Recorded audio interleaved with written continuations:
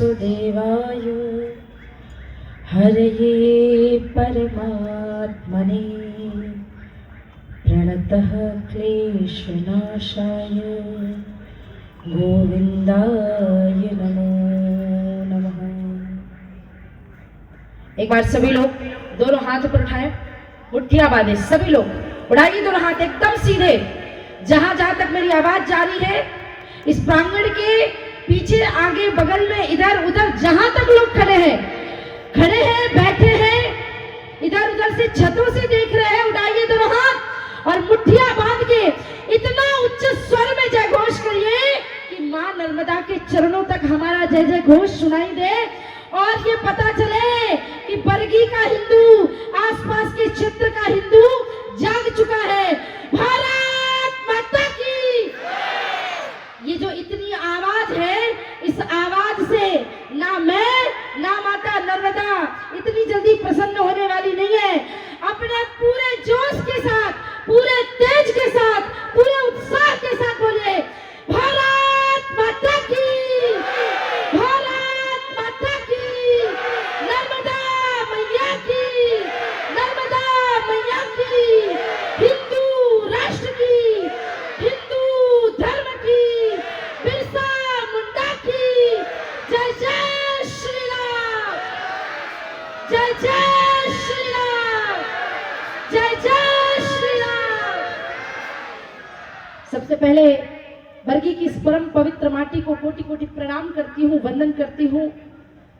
जिनकी कृपा से, जिनके आशीर्वाद से, जिनकी शीतल छाया से और जिनके अद्भुत प्रभाव से मध्य प्रदेश ही नहीं बल्कि भारत की ये माटी अपने आप को सिंचित और गौरवान्वित महसूस करती है।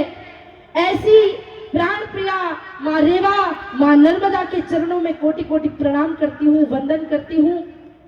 माँ भारती के चरणों में प्रणाम करती हूँ, जिनके मुखारविंद से जोश, ओज, तेज, नाम इनका आनंद है पर स्वरूप भगत सिंह जैसा है। इतना तेज वाणी में देखकर मेरी आत्मा प्रसन्न हो गई।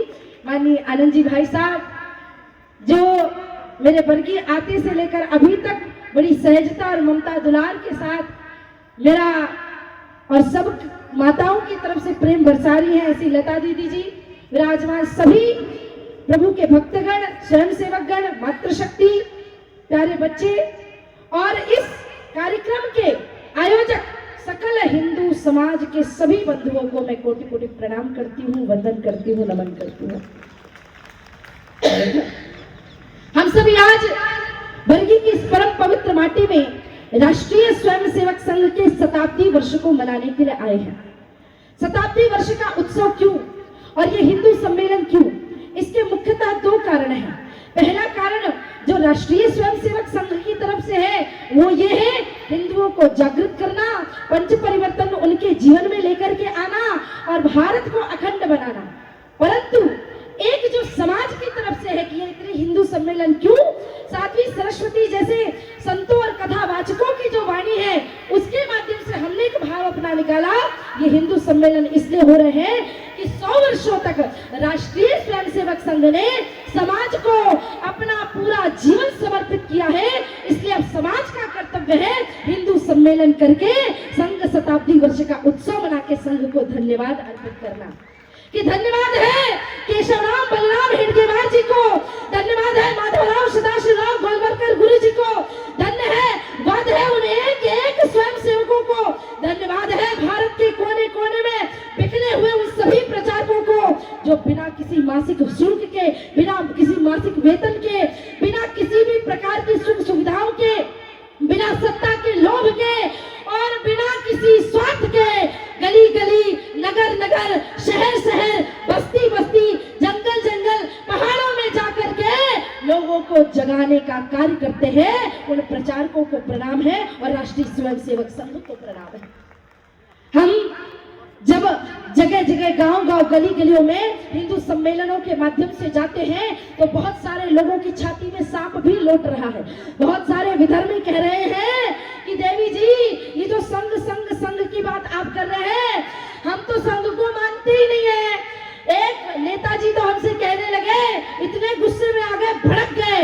बहुत सारे साधु संत बैठे थे तो उनके सामने उनके मुख से निकला कि राष्ट्रीय स्वयंसेवक संघ जहर है। बाकी साधु संत सब शांत थे बेचारे, वो ज्यादा बोलते नहीं थे तो वो कुछ बोल नहीं पाए। मैंने नेताजी को पास में बुलाया, मैंने कहा नेताजी आइए जरा। मैंने कहा क्या कहा आपने? उन्होंने कहा राष्ट्रीय स्वयंसेवक संघ जहर है, जहर फैलाने का काम करता है।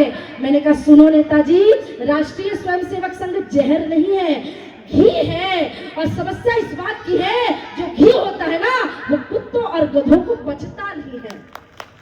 इसलिए ऐसे लोग जिन्हें संघ समझ में ना आए, राष्ट्रीयता समझ में ना आए, भारत माता की जय समझ में ना आए, वंदे मातरम समझ में ना आए, जन गण मन समझ में ना आए, उनके लिए तो पाकिस्तान ही बना हुआ है। भारत में रहने का अधिकार नहीं है ऐसे लोगों को, क्योंकि जो भारतीय का सम्मान नहीं कर सकते, अपनी संस्कृति अपनी सभ्यताओं का सम्मान नहीं कर सकते। और ऐसे बहुत सारे लोग हैं जो हिंदुओं को प्रलोभित कर करके, हिंदुओं को विचलित करके, धन के लोभ में लाके, भाई के लोभ में ला करके धर्मांतरित करते रहते हैं।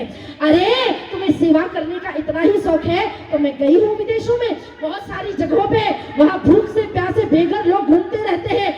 जाओ अमेरिका, जाओ अफ्रीका, जाओ यूरोप, वहां सेवा करो। जो ईसाई मिस्त्रियां भारत में आकर के धर्म के नाम पे, अपने मजहबों के नाम पे, शिक्षा के नाम पे, थोड़े से अनाज के नाम पे धर्म परिवर्तन करना चाहते हैं, उनको मंच से चेतावनी देती हूँ।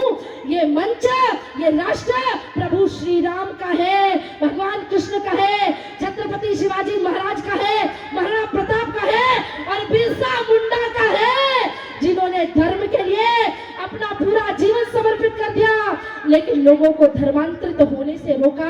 मैं मेरे बंधुओं से हाथ जोड़ के निवेदन करती हूँ, धर्म हमारी माँ है। भगवत गीता कहती है, श्रेयान स्वधर्मो विगुणः परधर्मो भयावह। अपने धर्म में मर जाना, पर कभी दूसरों के तल में मत चाटना। किसी ने हमें 2 मुट्ठी चावल दे दिया, हम राइस क्रिश्चियन बन गए। किसी ने हमें कहा कि बड़ा इस्लामिक व्यक्ति ने, मुगलों ने पानी पी के इस कुएं में डाला था, तुमने उस कुएं का पानी पिया तो तुम्हारा धर्म नष्ट हो गया। अरे धर्म है क्या? क्या छुई हुई का पेड़ है? किसी के छूने से धर्म नष्ट नहीं होता, किसी के जल पिलाने से धर्म नष्ट नहीं होता। हिंदुओं, एक और बात बताती हूँ, रोटी कपड़ा मकान, रोटी कपड़ा मकान, रोटी कपड़ा मकान, इसके पीछे पीछे पीछे पीछे घूमते रहते हो। मैं जानती हूँ ये जीवन की बहुत मूलभूत आवश्यकता है, लेकिन रोटी कपड़ा मकान, उससे पहले भी एक सबसे बड़ी मूलभूत आवश्यकता है, वो है हमारा धर्म।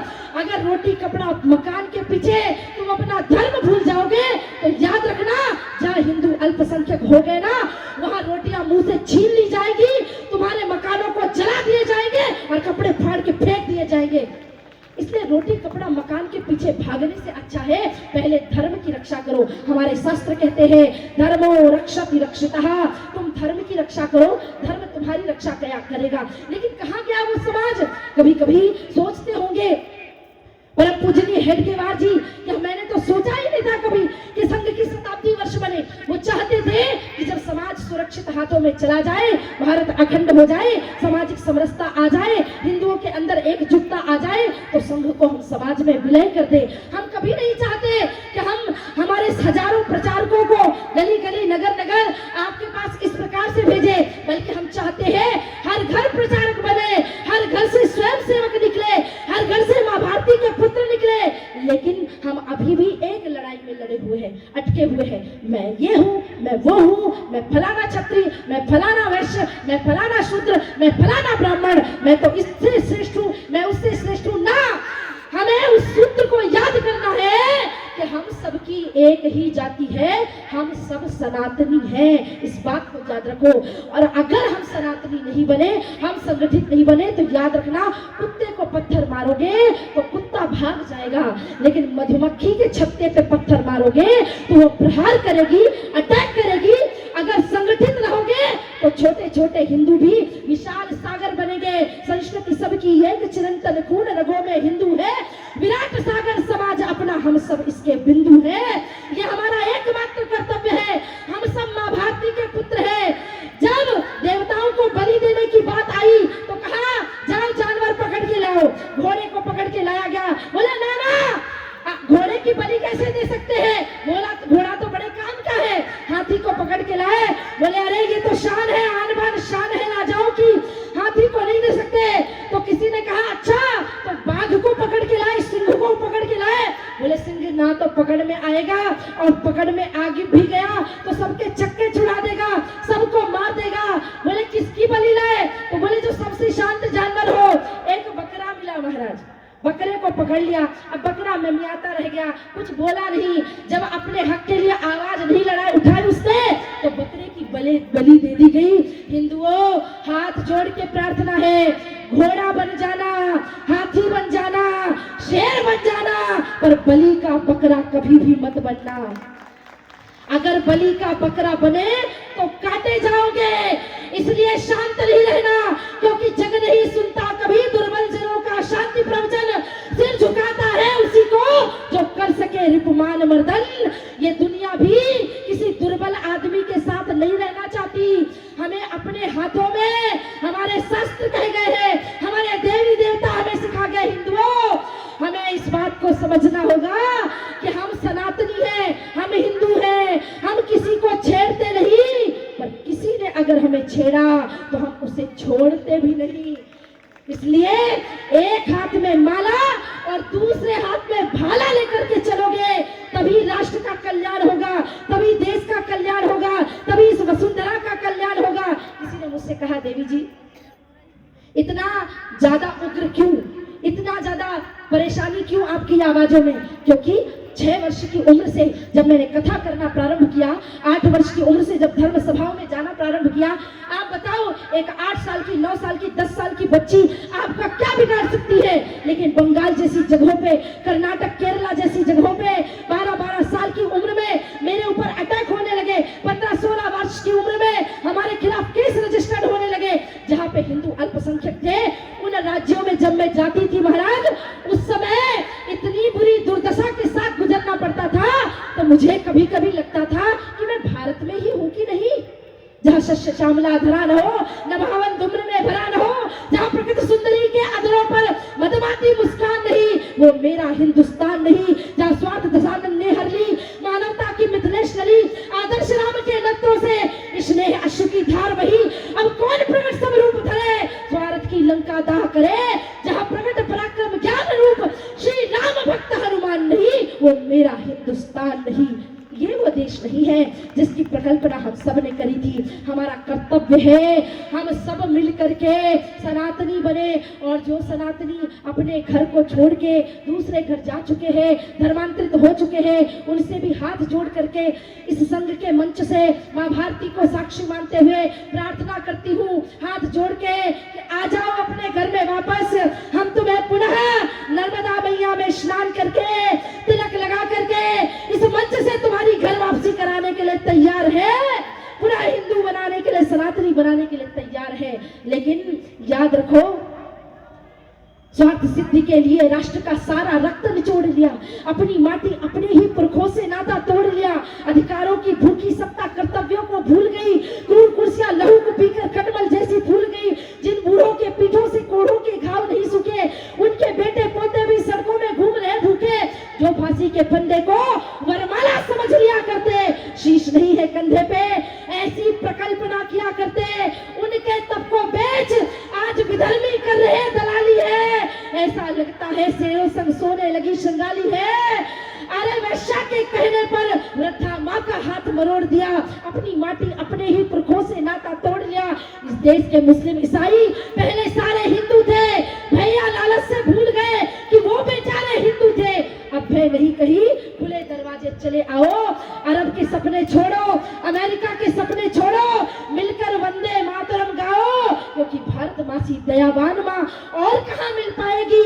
अपनी चोटें भूल तुमको फिर से गले लगाएगी, पर खबरदार छल किया तो माता रणचंडी बन जाएगी। ये धरती गद्दारों की कब्रगाह बन जाएगी, क्योंकि 17 बार मोहम्मद गौरी को हरा हरा के छोड़ दिया, अपनी माटी अपने ही पुरखों से नाता।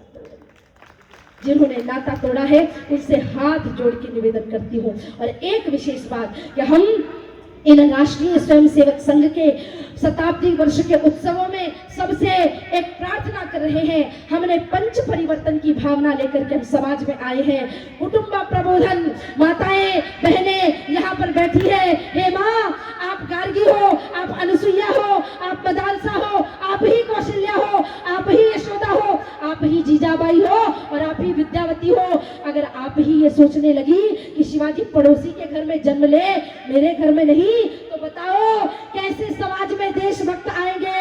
अगर आप ही सोचोगी कि बिरसा मुंडा मेरे यहाँ नहीं आना चाहिए, पड़ोसी के यहाँ आना चाहिए, तो कैसे आएगी।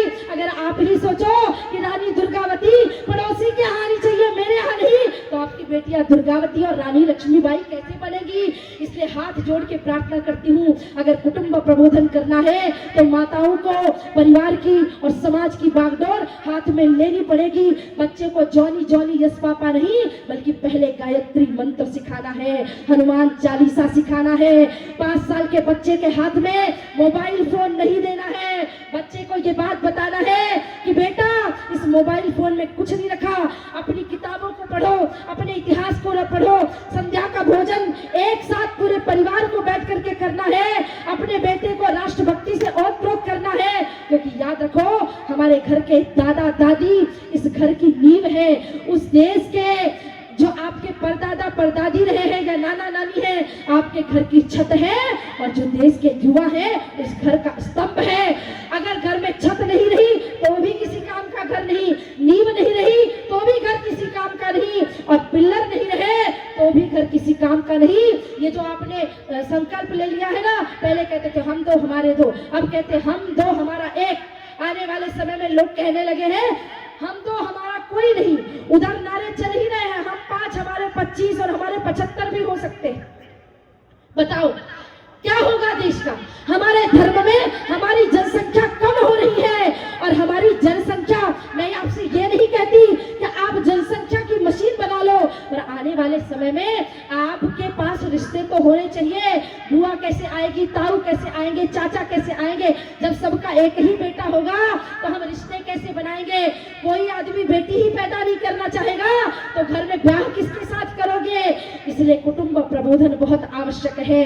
दूसरी बात, स्व का भाव, स्वदेशी को अपने जीवन में लेकर के आइए। ये जो विदेशों के महंगे महंगे ब्रांड के पीछे पड़े हो, याद करो जब पूरी दुनिया बिना कपड़ों के घूमा करती थी ना, तो एकमात्र भारत देश था जो कपड़ों की बुनाई करना जानता था, वस्त्रों की बुनाई करना जानता था। जब पूरी दुनिया तरह तरह की महामारियों से, बीमारियों से जूझ रही थी, हमारे पास तब भी चरक ऋषि की चरक संहिता का आयुर्वेद विद्यमान था। हमने कभी पैरासिटामॉल नहीं खाई, हमने कभी एजिथ्रोमाइसिन नहीं खाई। ये आजकल के चोचले और दवाइयाँ आ गई है, इसलिए शायद खानी पड़ती है। हमारी माँ हल्दी वाला दूध पिला देती थी, काढ़ा बना के पिलाती थी, हम ठीक हो जाते थे। इन विधर्मियों ने, इन विदेशी आक्रांताओं ने हमारे अंदर जहर घोल दिया। अब जाने कितने लोगों को शुगर है, कितने लोगों को बीपी है। हमारे बुजुर्गों में कभी पहले ऐसी बीमारियां नहीं हुआ करती थी, क्योंकि हमारा खान पान सब कुछ विदेशी हो गया है। हमें स्वदेशी अपनाना होगा। पूरी दुनिया जब अनपढ़ गवार की तरह घूमा करती थी, तो भारतीयों याद करो, हमारे पास तक्षशिला और नालंदा जैसी विश्वविद्यालय हुआ करती थी, जहां जर्मनी, जापान, यूरोप और जाने कितने कितने जगहों से लोग शिक्षा प्राप्त करने के लिए आते थे। पूरी दुनिया जब इधर उधर भटकती थी, सर पे छत नहीं थी, तब हमारे पास सिंधु सभ्यता थी, पक्के मकान हुआ करते थे, हमारे पास सड़कें हुआ करती थी। पूरी दुनिया में जब किसी को इंजीनियरिंग का ABCD नहीं पता था, तो हमारे पास मदुरई का मीनाक्षी मंदिर था, कोणार्क का सूर्य मंदिर था। ऐसे ऐसे मंदिर आज भी हमारे भारत देश में स्थापित है कि लोग सोचते हैं कि ऐसा मंदिर बन कैसे गया, बिना सीमेंट के, बिना लोहे के, बिना अति आधुनिक सुविधाओं और मशीनों के आज भी वो मंदिर स्थापित है। महाराज बड़े अंग्रेजों के पुलों को देख के कहते हैं अंग्रेजों ने क्या शिल्पकला बनाई है। एक आदमी ने कहा ताजमहल कितना खूबसूरत है, तो 4-5 लोग थे, बोले मुगलों की बात ही अलग थी, मुगलों ने जो बना दिया वो बड़ा सुंदर बनाया। पहली बात, ताजमहल, कुतुब मीनार, ये जितनी भी आप शिल्पकला देख रहे हो, ये मुगलों के नाम से हो सकती है, पर मुगलों ने नहीं बनाई, ये हमारे हिंदू भाइयों की कलाकृति है। अगर मुगलों के अंदर इतनी कलाकृति होती तो अफगानिस्तान में ताजमहल क्यों नहीं बना, अरब देशों में कुतुब मीनार क्यों नहीं बना। इनको कुछ नहीं आता, इनको केवल केवल चोरी करनी आती है। और हिंदुओं, चोरी करना मतलब क्या? किराए का घर लिया तुमने और उसमें अपनी नेम प्लेट लगा ली, तो क्या वो घर तुम्हारा हो गया? बोलो जरा, किराए के घर में अपनी नेम प्लेट लगाने से क्या वो घर तुम्हारा हो गया? हाथ उठाओ ना, जोर से बोलो, क्या वो घर तुम्हारा हो गया? नहीं हुआ। तो फिर हमारे मंदिरों के शिखरों को तोड़ के अगर उसमें गुंबद लगा दिया गया तो क्या मस्जिद उनके हो गए? 33,000 से ज्यादा मंदिरों को तोड़ा गया है हमारे देश में। राम मंदिर बड़ी मुश्किल से स्वयं सेवकों का खून बह बह के हमने बनाया है, लेकिन अभी तो केवल झांकी है, मथुरा काशी बाकी है। लड़ाई अभी खत्म नहीं हुई है, अभी हमने विश्रांति नहीं ली है, याद रहे। और बहुत सारे मुस्लिम बंधु मुझसे कहते हैं दीदी ऐसा नहीं है, हर मुसलमान एक जैसा नहीं होता। मैं भी मानती हूँ, क्योंकि मैं APJ अब्दुल कलाम को मानती हूँ, मैं रहीम रसखान को मानती हूँ, गुलाब सखी को मानती हूँ। तो हम उन मुसलमानों से जो इस प्रकार की भावना नहीं रखते, उनसे करबद्ध प्रार्थना करते हैं कि आइए एक बार फिर से भाईचारा करते हैं। और भाईचारा करने के लिए ज्यादा कुछ करने की आवश्यकता नहीं है। जैसे राम मंदिर बनाने के लिए हमें इतने साल लग गए ना, तो अब मुस्लिम बंधु अपना कदम आगे बढ़ाएं, मथुरा खाली कर दे, काशी खाली कर दे, भोजशाला खाली कर देंगे। हम मुसलमानों के साथ भाईचारा करने के लिए तैयार है और उनको पुनः गले लगा के साथ में चलने के लिए तैयार है। 2 मस्जिद क्यों नहीं, पर समस्या इस बात की है। लेकिन मुझे वो विश्वास है अपनी संघ शक्ति पे, अपने स्वयं सेवकों पे, कि वो दिन भी आएगा कि काशी भी सजेगी, अयोध्या तो सज ही गई है, और मेरे राम कृपा करेंगे तो हम सब मिलकर के मथुरा को भी सजाएंगे, कृष्ण लला हम आएंगे, मंदिर भव्य बनाएंगे, और वो दिन भी आएगा। हम स्वदेशी को अपने जीवन में लेकर के आए। इन आक्रांताओं के द्वारा लाई गई किसी भी चीज पे केवल और केवल भारतीयता का ही प्रमाण है। नागरिक कर्तव्य, हर नागरिक का जीवन में कर्तव्य होना चाहिए अपने देश, अपने धर्म, अपने राष्ट्र की रक्षा, सुरक्षा और स्वच्छता करना। अगर हम अपने देश को स्वच्छ नहीं कर सकते, अपने देश को सुरक्षित नहीं कर सकते, तो हम नागरिक कर्तव्य के आत्मबोध से अभी तक परिपूर्ण नहीं हुए हैं। हमारा सबसे बड़ा कर्तव्य है सामाजिक समरसता। हमारे सारे हिंदू सब भाई है, कोई किसी जाति का, कोई किसी भी प्रकार की परंपरा का हो, लेकिन हम सब की एक ही जाति है। हिंदवः सहोदरः सर्वे न हिंदू पतितो भवेत्, मम दीक्षा हिंदू रक्षा मम मंत्र समानता। सब हिंदू एक है, कोई हिंदू पतित नहीं है, और हम सबकी माँ भारती है। उस माँ भारती को सुरक्षित करने के लिए 5वां परिवर्तन है पर्यावरण का संरक्षण करना। और पेड़ इसलिए नहीं लगाने हैं कि हमें पेड़ों को जिंदा करना है, बल्कि स्वयं को जिंदा रखने के लिए पेड़ों को लगाना है। अगर स्वयं का जीवन बचाना है तो पेड़ों को लगाइए। अंत में सनातनियों, माताओं, बहनों, भाइयों, सबसे हाथ जोड़ के प्रार्थना है। 1.5 लाख के मोबाइल फोन है, 2-2 लाख के कैमरा कंप्यूटर तुम्हारे पास है, माताओं के पास 10-10 लाख रुपए के सोने के हार है, जरूर खरीदिए, कोई आपत्ति नहीं है। तो अगर 10 लाख का हार खरीद सकती हो ना मैया, 1.5 लाख का मोबाइल फोन खरीद सकते हो ना, तो हर सनातनी के घर में 1-1 हजार रुपए की तलवार भी अवश्य होनी ही चाहिए। क्योंकि देश, धर्म, समाज की रक्षा का समय आए तो हम सब एकजुट होकर माँ भारती की रक्षा कर सके। क्योंकि 4 प्रकार की सेना है। आप कहोगे दीदी हमने 3 ही सेना सुनी, मैं बताती हूँ। 4 प्रकार की सेना है देश में, जल सेना, थल सेना, वायु सेना, और चौथी सेना है संघ सेना, राष्ट्रीय स्वयंसेवक संघ की सेना, जो गांव-गांव, गली-गली, चाहे बाढ़ आ जाए, चाहे भूकंप आ जाए, चाहे सुनामी आ जाए, चाहे किसी प्रकार की महामारी आ जाए, हमारे स्वयंसेवक हर जगह काम करते हैं। इसलिए उस संघ सेना के लिए मैं एक निवेदन लेके आई हूँ। मैं बरगी में आई हूँ और मेरे परिचय में आप सबने सुना मैं कथावाचक हूँ, और कथावाचक अगर गांव में आए ना, संत गांव में आए तो बिना दक्षिणा लिए वापस नहीं जाता। मैं आज आप सबसे झोली फैला के दक्षिणा मांगती हूँ। मुझे दक्षिणा में आपका धन, रुपया, पैसा, दौलत कुछ नहीं चाहिए। मुझे दक्षिणा में आज बरगी वासियों से, आसपास क्षेत्र वासियों से, जहां से लोग आए हैं, उनसे एक संकल्प चाहिए कि संघ शताब्दी वर्ष के उत्सव में जितने सनातनी यहाँ बैठे हैं, हर सनातनी अपने घर से एक स्वयं सेवक मुझे दक्षिणा के रूप में समर्पित करेंगे, और ज्यादा से ज्यादा घरों से लोग ये प्रयत्न करें कि उस घर से प्रचारक निकल सके। क्योंकि जिस प्रकार से आप अपने बच्चे को डॉक्टर बनाना चाहते हैं, इंजीनियर बनाना चाहते हैं, अगर परम पूजनीय डॉक्टर हेडगेवार जी सोचते कि मैं भी एक बढ़िया हॉस्पिटल बनाऊं तो वो भी करोड़ों रुपए कमा सकते थे, पर उन्होंने अपनी डॉक्टरी त्याग दी। परम पूजनीय गुरु जी जो स्वयं मोक्ष की इच्छा रखते थे, जिन्हें शंकराचार्य तक बनने का स्वरूप ऑफर आया और कहा आप इतने ज्ञानी है, आप शंकराचार्य बन सकते हैं, उन्होंने मोक्ष की इच्छा त्याग दी। जिन्होंने मोक्ष की इच्छा हिंदुओं के लिए त्याग दी, अपने करियर की चिंता छोड़ के हिंदुओं के लिए समर्पण कर दिया, तो माताओं डॉक्टर, इंजीनियर, आपके यहाँ का बेटा आईपीएस बन गया तो आपके कुल का भाग्य होगा, लेकिन आपका बेटा अगर प्रचारक निकला तो आपके पूरे कुल का सौभाग्य होगा कि राष्ट्र धर्म समाज की रक्षा के लिए गया।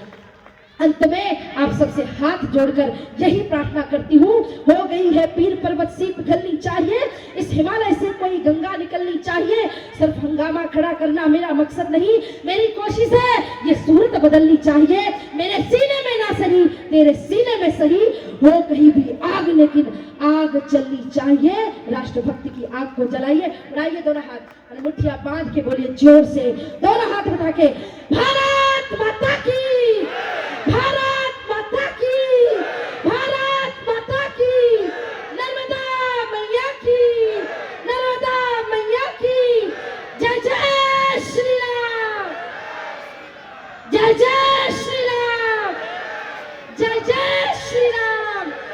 आप सभी ने बड़े धैर्य से सुना, बहुत बहुत धन्यवाद। जय श्री राम।